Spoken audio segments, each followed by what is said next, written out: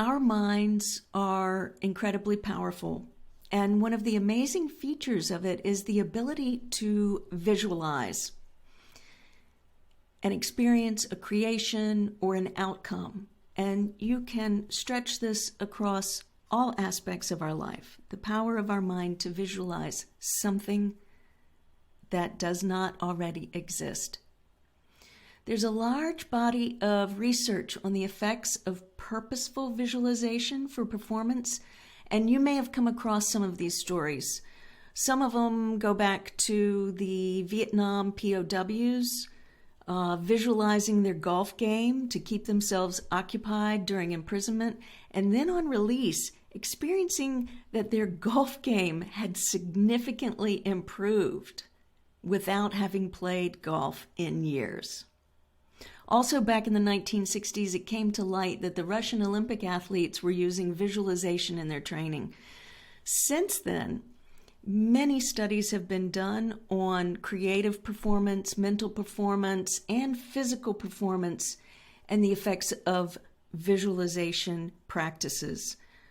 You may already be using visualization in your work and life. Maybe you've created a vision board or you have journaled about an ideal day. These are very similar practices.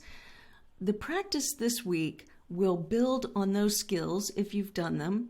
And if you haven't practiced visualization before, you are in for a powerful treat. So, let's begin. Our first exercise. What are we going to do with all that time? So, once you divert your time from screens, what are you going to do with it? What will you do with all the time that you recover from non-essential social media and online immersion? For some of us, that's going to be significant amounts of time.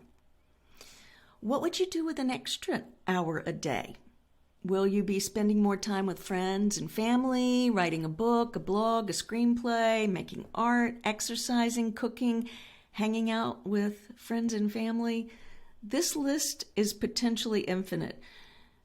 You need to have a clear vision of why you are doing this, why you are pursuing this challenge, why you are studying the digital detox, right?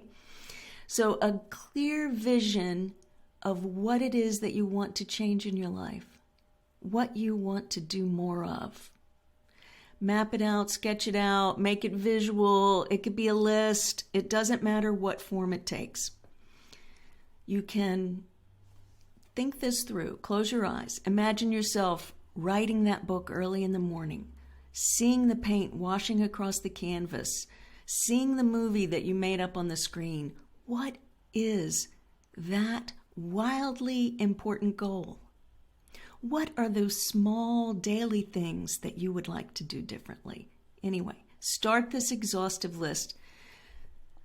We start at the end, the outcome, because we need to have a robust vision of our future and how our life will unfold during all of those marvelous hours we recover. Get as detailed and as exhaustive as you can. No task is too small and no activity too mundane. What are your big dreams? What are those aspirations that you're almost too shy to share? What are the little things that would just bring so much ease, connection, or calm? You want a robust list to draw from? We'll be using this all week. So pause the video here and take all the time that you need to start this list.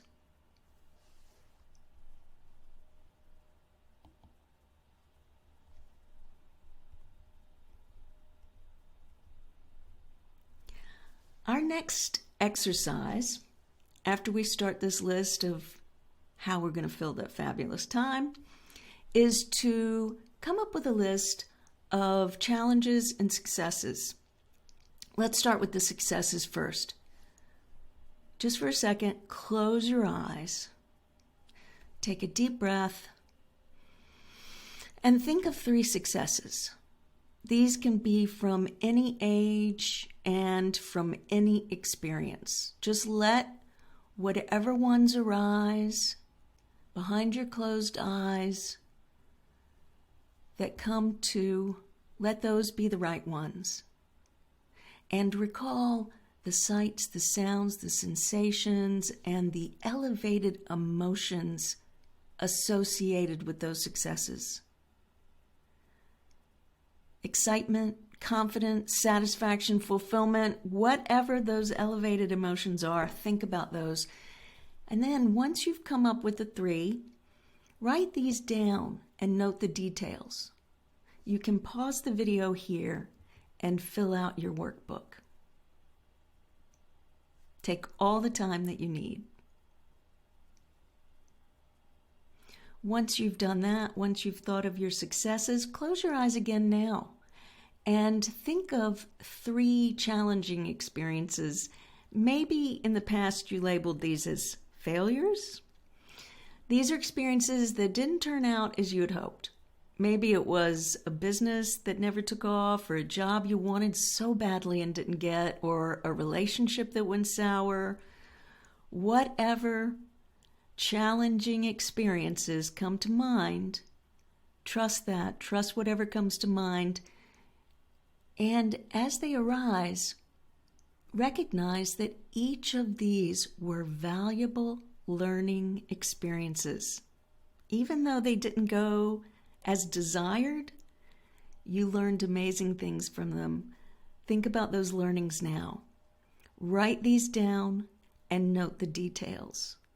Pause the video here and take all the time you need to write down those 3 challenging experiences.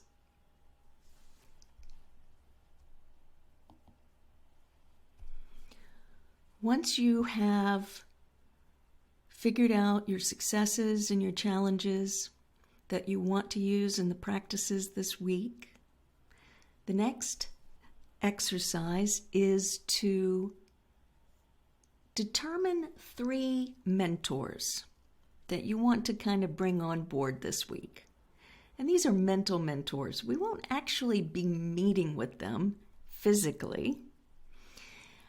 It doesn't have to be anyone we've heard of, and it doesn't have to be from any particular discipline. It could be a business mentor. It could be a spiritual mentor. It could be a relational mentor. Whatever people you want to model and learn from.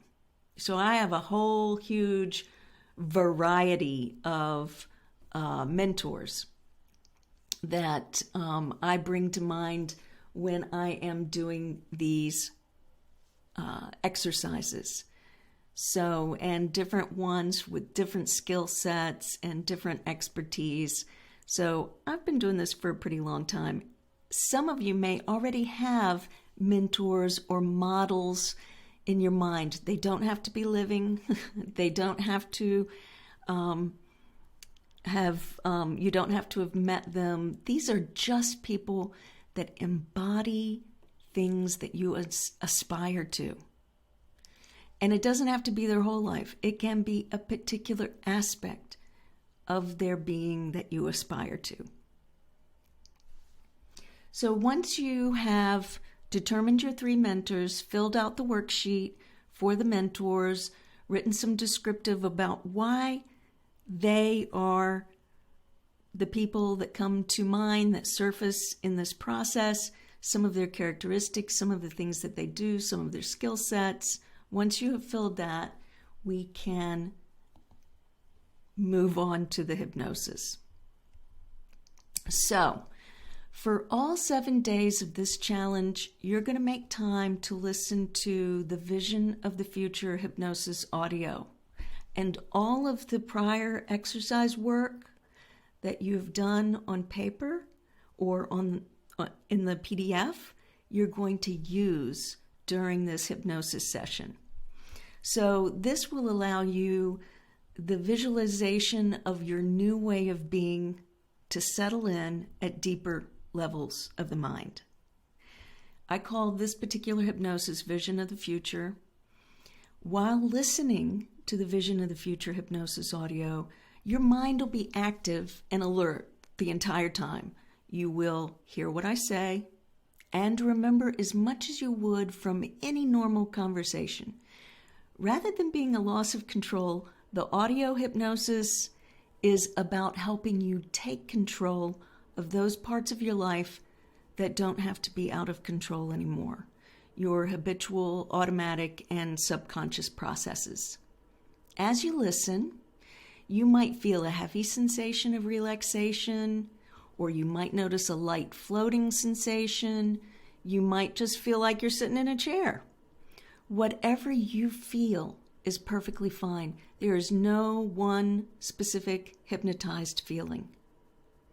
There also might be some moments where you are so deeply interested in every word I say, and other times where your mind just might wander off to something else, and that's okay.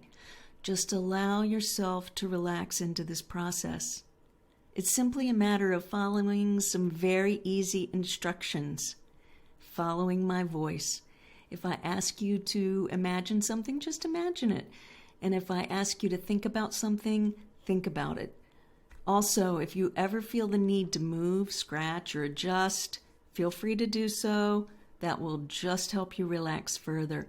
Any sounds or distractions in your environment are just going to help you go deeper.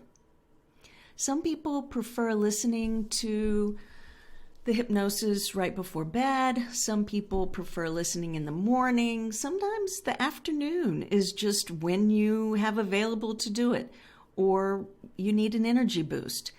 Anytime is good. It doesn't matter. Just work it into your schedule that best fits you.